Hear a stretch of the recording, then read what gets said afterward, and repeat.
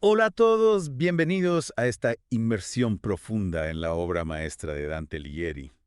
La Divina Comedia. Exacto, la Divina Comedia. Hoy nos centraremos en el infierno, una de las obras más fascinantes. Y perturbadoras de la literatura universal, sin duda. Prepárense para un viaje a través de los 9 círculos infernales, 9. donde exploraremos el simbolismo, los castigos Los castigos. y las profundas cuestiones morales y filosóficas que plantea Dante. Es un viaje fascinante, la verdad. Y para guiarnos en este descenso a los infiernos, ¿A los infiernos? tenemos el placer de contar con un experto en la obra de Dante, un verdadero viajero, Un viajero. que nos va a ayudar a comprender las complejidades A las complejidades. esta obra maestra. Bueno, es fascinante cómo Dante, a principios del siglo Cuatsias, utiliza la alegoría para criticar la sociedad de su época. Claro, en el infierno, figuras políticas Figuras políticas, y eventos de la forencia del momento se transforman en poderosos símbolos de la corrupción de corrupción. y la decadencia humana. Es una crítica, sí, a la sociedad. Y lo que hace que en el infierno sea tan cautivador es que nos confronta con personajes memorables, figuras famosas de la historia de la mitología. que sufren condenas eternas. A través de ellos, Dante nos obliga a reflexionar sobre la naturaleza del pecado, O sea, pecado. la justicia y la condición humana. ¿Qué te parece si empezamos nuestro descenso Nuestro descenso. con un personaje que a mí me genera mucha curiosidad, Francesca da Rimini? Francesca, un personaje emblemático. Emblemático. La historia de Francesca es un ejemplo perfecto de cómo Dante humaniza a los condenados. Humaniza. En el segundo círculo, el círculo de la lujuria, ella nos cuenta cómo su amor por Paulo, Pero a la mano de su esposo, la condujo a la tragedia. a la tragedia. Dante, en vez de juzgarla, se compadece de su destino Es que, y reconoce la fuerza irresistible del amor. es que no es contradictorio que Dante muestre compasión por una pecadora condenada por lujuria. Bueno, esa contradicción es precisamente lo que hace a la Divina Comedia tan genial. Tan genial. Dante nos confronta con la ambigüedad Ambigüedad del bien y del mal. del bien y del mal, De la justicia y la compasión. de la justicia y la compasión. Francesca es un personaje complejo, víctima de la pasión y del destino, Víctima de la pasión y del destino. lo que la convierte en una figura trágica Trágica. con la que, en cierta medida, podemos identificarnos. Continuando nuestro descenso, nos topamos con una figura monstruosa, ¿no? Que guarda el tercer círculo, El tercer círculo. el de los glotones. El de los glotones, sí. Cerbero. Cerbero. ¿Qué podemos decir de esta bestia infernal? Cerbero, el perro de 3 cabezas. 3 cabezas. Es una imagen impactante que Dante toma de la mitología griega. Mitología griega. Al colocarlo como guardián de los glotones, Dante establece una conexión simbólica Simbólico. entre la gula y la bestialidad. Bestialidad. Los glotones, al igual que Cerbero, se entregan a sus apetitos más básicos. Perdiendo el control y la dignidad humana. Y si hablamos de figuras imponentes, Imponente. no podemos olvidar a Banal. el juez infernal. Y pues infernal. Su método para asignar castigos Es escalofriante. es realmente escalofriante. Minos fido por figura mitológica. Otra figura mitológica. Se encarga de juzgar a las almas A las almas. y enviarlas al círculo, Al círculo pues corresponde, que les corresponde, según sus pecados. según sus pecados. Fascinante. Fascinante. Pues cómo Dante describe su método. Describe su método Minos se enrolla la cola alrededor del cuerpo alrededor del cuerpo. y el número de vueltas indica el círculo al que será enviada el alma. Es una imagen poderosa Poderosa, que representa la meticulosidad la meticulosidad y la infalibilidad de la justicia divina. de la justicia divina. A medida que descendemos a círculos más profundos, encontramos pecadores Pecadores, cada vez más desafiantes, desafiantes, como Capaneo, capaneo, el blasfemo, que se niega a arrepentirse. que se niega. ¿Cómo interpretas su obstinación? Capaneo, a pesar de estar condenado al sexto círculo, Gesto círculo. donde arden los herejes, Los herejes. desafía a Dios sin cesar. Sin cesar. Representa la soberbia, Soberbia y la arrogancia la negación absoluta absoluta de la autoridad divina. de la autoridad divina. Su actitud nos lleva a preguntarnos A preguntarnos. si su condena no es aún más terrible. Más terrible por esa terquedad. Por esa terquedad, Es la capacidad de elegir, incluso para el mal. incluso para el mal. Una característica inherente en nuestra naturaleza humana. Es una pregunta inquietante. Inquietante. Y si hablamos de historias que nos conmueven hasta lo más profundo, la de Ugolino es Sin duda. Sin duda. Una de las más desgarradoras del infierno. Ugolino, víctima de una terrible traición. Terrible traición. Está atrapado en el hielo del noveno círculo. Noveno círculo. De los traidores. Es de los traidores. Allí roerá por toda la eternidad el cráneo de su enemigo. De su enemigo. Del arzobispo Ruggieri. Ruggieri. La imagen es brutal. Brutal. Y nos confronta con el poder destructivo. Destructivo de la traición. De la traición. Y la sed de venganza. Ugolino y Francesca son personajes tan distintos. Tan distintos. Pero sus historias comparten un elemento en común. ¿En común? Ambos son víctimas de una forma de amor. De una forma de amor. Francesca del amor pasional y Ugolino del amor filial. El amor filial. Ambos son condenados por transgredir las normas. Las normas. Pero al mismo tiempo despiertan nuestra compasión. Compasión. Es posible que Dante esté sugiriendo que incluso las emociones más nobles pueden conducirnos al pecado. Es una interpretación muy interesante. Dante nos presenta personajes complejos. Complejos. Llenos de contradicciones. Contradicciones. Obligándonos a cuestionar nuestras propias nociones de pecado y virtud. De pecado y virtud. El infierno no es solo un catálogo de horrores. De horrores. Sino una profunda reflexión. Reflexión. Sobre la naturaleza humana. Hablando de figuras controvertidas. Controvertidas. Dante también coloca a Mahoma en el infierno. En el infierno. ¿Puedes contarnos un poco sobre su castigo? Dante ubica a Mahoma en el octavo círculo. Octavo círculo. El de los sembradores de discordia. Sembradores de discordia. Por haber dividido la cristiandad con la creación del Islam. Con la creación del Islam. Su castigo es ser destripado eternamente. Destripado eternamente. Una imagen que simboliza la división y el caos. División y el caos. Que Dante atribuye al profeta. Al profeta. Es importante recordar que esta visión refleja el contexto histórico de la época, donde el Islam era percibido como una amenaza para la cristiandad. Es fascinante. Fascinante. Cómo Dante integra su contexto histórico. Histórico. Y político en la obra. En la obra. Usando el infierno como un espejo para reflejar las tensiones de su época. Exactamente, exactamente. Y esa es una de las razones por las que la Divina Comedia sigue siendo tan relevante hoy en día. Nos habla de temas universales. ¿Universales? El poder. La corrupción. La justicia. Justicia. A la búsqueda del bien. La búsqueda del bien. Temas que siguen siendo tan importantes en el siglo XXI. Siglo XXI. Como lo eran en el siglo IV. Y ahora llegamos al punto más profundo del infierno. Al punto más profundo. Donde encontramos a los tres mayores traidores de la historia. Judas Iscariote. Judas Iscariote. Brutus y Casios. ¿Qué nos dice Dante sobre la traición al colocarlos en este lugar? Judas, Brutus y Casios están condenados a sufrir en las tres bocas de Satanás. ¿De Satanás? El emperador del infierno. Para Dante la traición es el peor de los pecados. El peor de los pecados. Porque rompe los lazos de confianza. De confianza. Fundamentales. Fundamentales para el orden social. Social divino. Es una imagen poderosa que nos deja con una sensación de angustia. Angustia y desolación. Pero ¿cómo es posible que Dante, después de presenciar tanto sufrimiento, pueda encontrar la fuerza para salir de este abismo infernal? Esa es una pregunta que exploraremos en la próxima parte de nuestro viaje. Dante, a pesar de la oscuridad y el horror. Que lo rodean, nunca pierde la esperanza de la redención. La esperanza de la redención. Y esa esperanza, junto con la guía de la razón.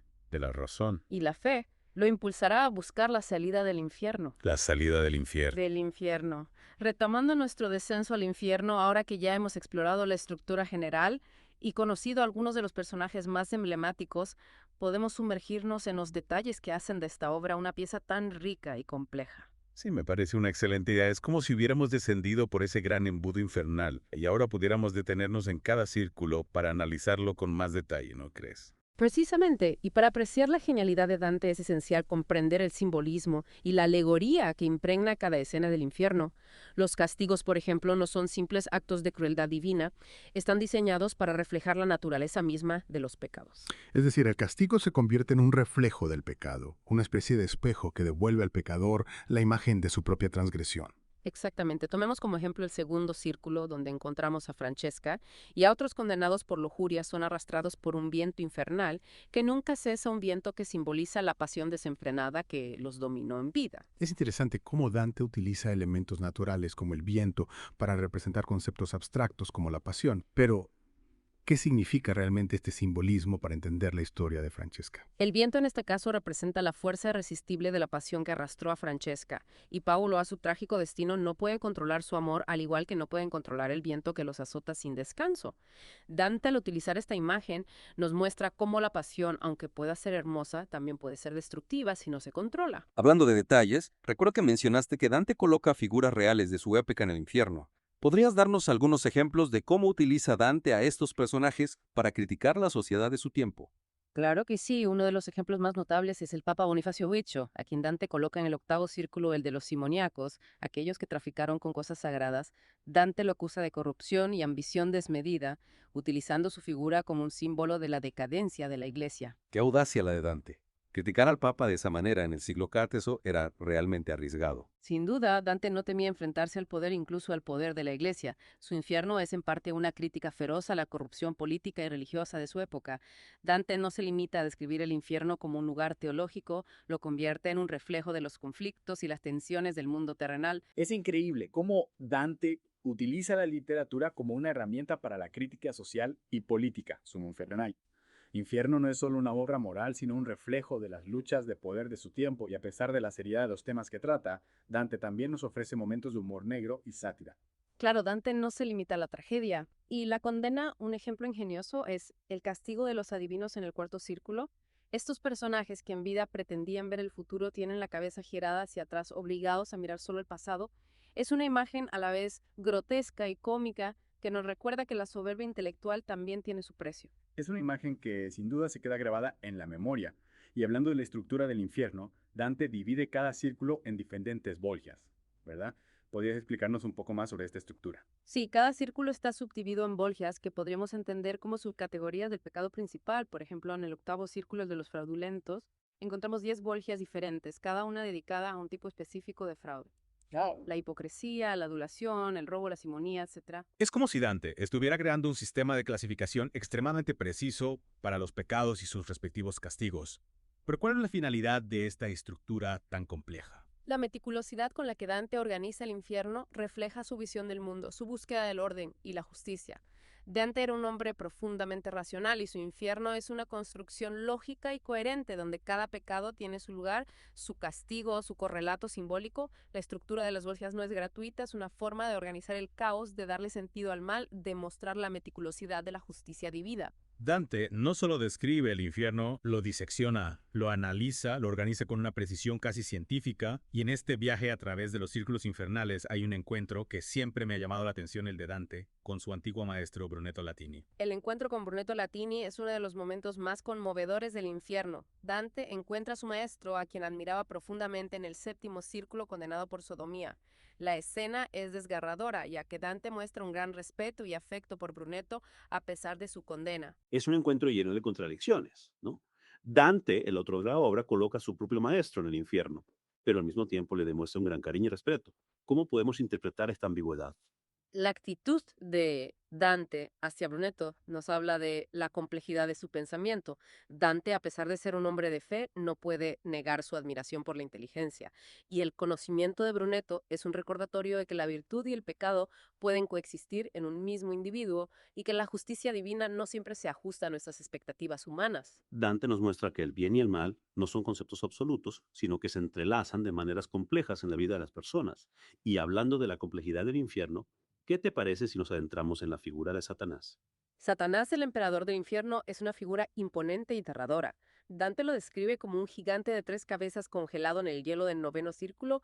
Cada una de sus bocas mastica eternamente a uno de los mayores traidores de la historia, Judas Brutus y Cassius. Es una imagen brutal, que representa la máxima degradación y el castigo definitivo. Pero ¿por qué Dante elige a estos 3 personajes como los máximos traidores? ¿Qué tienen en común Judas Brutus y Cassius? Lo que une a estos 3 personajes es la traición a una figura de autoridad.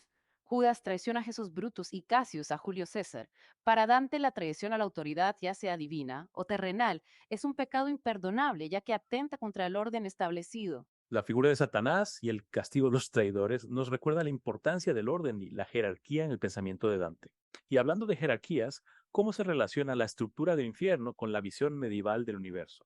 El infierno de Dante refleja la cosmología medieval que concebía el universo como una serie de esferas concéntricas con la Tierra en el centro del infierno ubicado en las profundidades de la Tierra. Representa el punto más alejado de Dios. Cada círculo infernal corresponde a un nivel de pecado y alejamiento de la divinidad. Es decir, la estructura física del infierno refleja una jerarquía moral y espiritual. Cuanto más profundo descendemos, más nos alejamos de la gracia divina y nos acercamos a la oscuridad absoluta. Es una imagen poderosa que nos invita a reflexionar sobre nuestras propias acciones y las consecuencias que pueden tener. Hemos recorrido un largo y tortuoso camino a través del infierno de Dante, explorando sus círculos, conociendo a sus condenados y reflexionando sobre la naturaleza del pecado y la justicia. Pero ¿cómo escapa Dante de este abismo de sufrimiento? ¿Cómo logra ascender hacia la luz? Es una pregunta que me intriga. Después de presenciar tanta oscuridad y desesperación, me pregunto qué le da a Dante la fuerza para continuar su viaje. ¿Cómo logra salir de ese laberinto infernal? La clave de la salida de Dante reside en la esperanza a pesar del horror que lo rodea. Dante nunca pierde de vista la posibilidad de la redención. Virgilio, su guía y mentor, representa la razón humana que lo ayuda a navegar por los peligros del infierno. Sin embargo, la razón por sí sola no es suficiente para alcanzar la salvación. Entonces, ¿qué más necesita Dante para escapar del infierno? ¿Hay algo más allá de la razón que lo impulse hacia la luz? Exactamente. Al final del infierno, Dante y Virgilio llegan al centro de la tierra donde se encuentra Satanás. Para salir de ese abismo, deben trepar por el cuerpo del mismísimo demonio, un acto simbólico que representa la superación del mal. Escalar por el cuerpo de Satanás debe ser una experiencia aterradora y a la vez liberadora. Pero mencionaste que Virgilio no puede acompañar a Dante más allá del infierno. ¿Quién toma su lugar en el purgatorio? En el purgatorio, Dante es recibido por Beatriz, su musa y amada, quien representa la gracia divina y el amor espiritual. Beatriz es la guía que Dante necesita para ascender hacia la purificación y la redención. La razón representada por Virgilio ha cumplido su función. Ahora es el turno de la fe y el amor divino. Beatriz, esa figura celestial que Dante inmortalizó en su vida nueva, se convierte en la clave para su salvación. Es fascinante cómo Dante entrelaza sus obras creando un universo literario complejo donde los personajes y los temas se repiten y se transforman. Pero ¿cómo es ese proceso de purificación en el purgatorio? ¿En qué se diferencia del infierno? El purgatorio, a diferencia del infierno, es un lugar de esperanza y transformación. Los que se encuentran allí están purgando sus pecados para poder ascender al paraíso. Es una montaña que Dante debe escalar purificándose en cada nivel de un pecado capital diferente. ¿Y qué impulsa a Dante a emprender este arduo camino de purificación? ¿Es solo el deseo de alcanzar el paraíso? El motor principal de Dante en el purgatorio es su amor por Beatriz. Él la sigue con la esperanza de reencontrarse con ella y alcanzar la unión con Dios. Es el amor en última instancia el que lo impulsa a superar las pruebas y purificar su alma. El amor como motor de la salvación es una idea hermosa y poderosa. Pero, ¿qué podemos aprender nosotros, los lectores del siglo XXI, de este viaje a través del infierno y el purgatorio? ¿Qué mensaje nos deja Dante con la Divina Comedia? Creo que el mensaje principal de la Divina Comedia es que la vida es un viaje de aprendizaje y transformación. Dante nos muestra que todos cometemos errores, que podemos caer en la tentación y el pecado, pero también nos recuerda que siempre existe la posibilidad del arrepentimiento, de la purificación, de la redención. La obra nos invita a reflexionar sobre nuestras propias vidas, a reconocer nuestros errores y a buscar la luz incluso después de haber pasado por la oscuridad. La Divina Comedia no es solo una obra sobre el infierno, el purgatorio y el paraíso. Es una obra sobre la condición humana, sobre nuestras luchas, nuestros errores y nuestra capacidad para la transformación. Y para nuestros oyentes les dejamos una pregunta para reflexionar. Si Dante escribiera la Divina Comedia hoy en día, ¿a quién colocaría en cada círculo del infierno? Hasta la próxima, y que sus viajes literarios no estén siempre llenos de conocimiento y esperanza.